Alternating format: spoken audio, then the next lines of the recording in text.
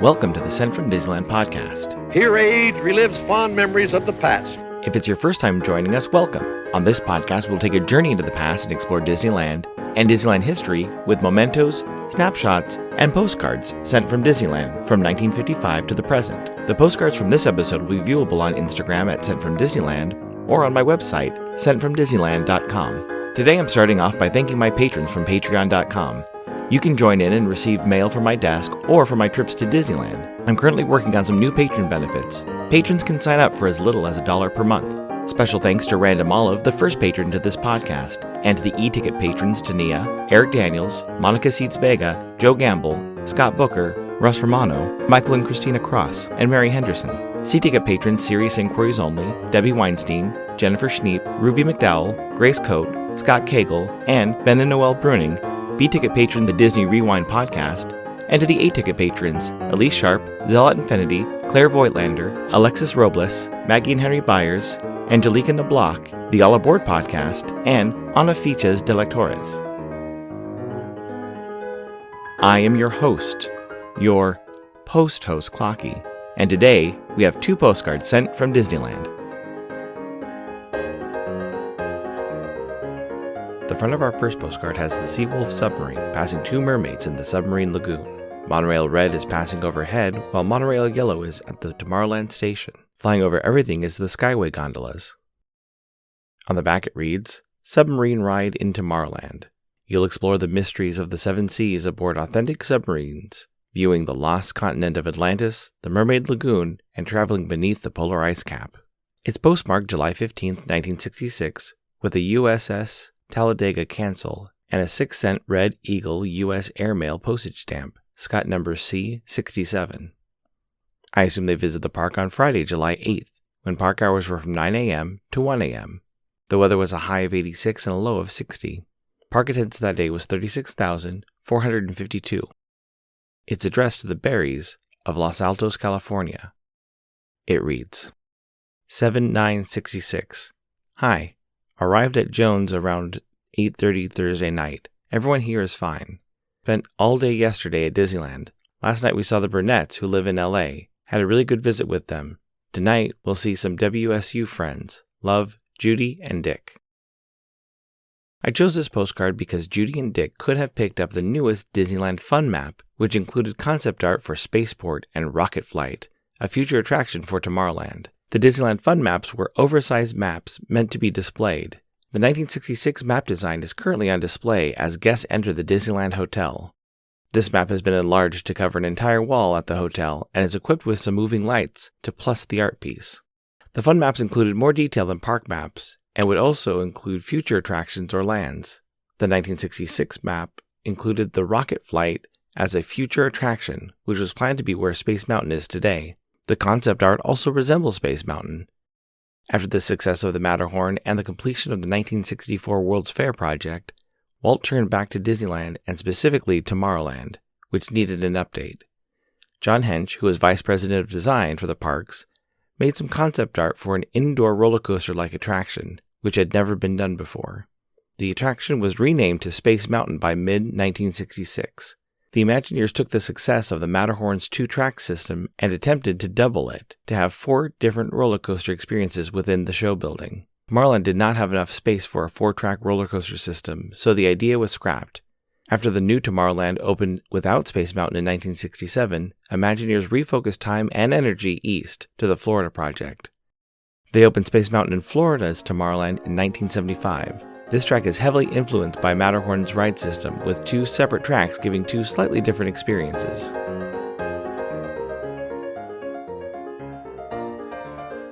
Less than a week away until Enfield Post reopens on Etsy. I've watched her recent posts on Instagram and will be excited to see the new inventory. You can head over to Etsy and explore all the different vintage stamps you can use on your next card or letter. That's ENFIELD POST on Etsy and Instagram for your wedding and vintage postage needs. Enfield Post is the official postage stamp sponsor of the Sent from Disneyland podcast.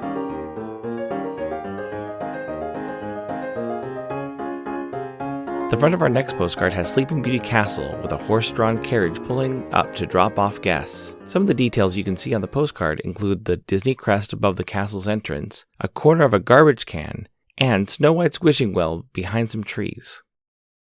On the back it reads, Sleeping Beauty Castle, Fantasyland. A horse-drawn streetcar arrives at the end of Main Street where guests disembark for Sleeping Beauty Castle, gateway to the wonderful land of fantasy, where dreams actually come true for the young at heart. It's postmarked May 15, 1977, with a Santa Ana cancel and a 9-cent right of people to peaceably assemble Capitol Dome postage stamp, Scott number 1591. I assume they visited the park on Saturday, May 14th, when park hours were from 9 a.m. to 7 p.m. The weather was a high of 70 and a low of 56. It's addressed to the Massies of Seattle, Washington. It reads, 14 May 1977. Hiya, this gypsy has been in Southern California for 2 weeks again. This AM, I rode the newly opened Space Mountain ride, a truly glorified roller coaster. I'll have to soon return to Seattle dancing. See you, Leo Utter. Leo was lucky to experience Space Mountain before its official dedication ceremony. Although the Imagineers were unable to get the 4-track system to work, Tomorrowland still needed a new thrill ride in Disneyland. Disneyland did not have the gift of space that Walt Disney World had, so the diameter of Disneyland Space Mountain is 100 feet shorter than Florida's. The mountain is also 75 feet underground, so that the peak of the Space Mountain doesn't interfere with the aesthetic of Main Street, USA.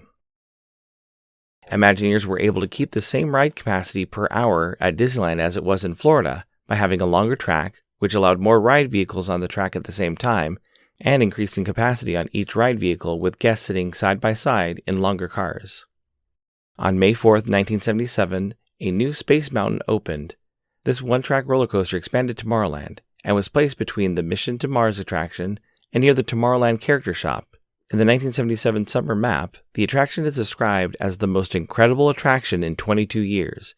Experience the sensation of traveling through infinite space with shooting stars and meteor showers adding to the excitement of this breathtaking voyage. The dedication ceremony was held on May 27, 1977, just 2 days after Star Wars debuted in theaters. This incoming postcard is sponsored by the Art Throwdown. Art Throwdown, or ATD, is an online craft hour on Instagram, starting at 9 p.m. Eastern, 6 Pacific. This week I watched most of Monday's ATD, co-hosted by paper artist Russ Romano. He was working on an art piece while co-host Tim worked on a diamond painting kit. There were guests watching in the chat from all over the world. Each host brings something a little different to each show. I'll list some of the regular hosts, or you can follow Russ Romano 2021 on Instagram.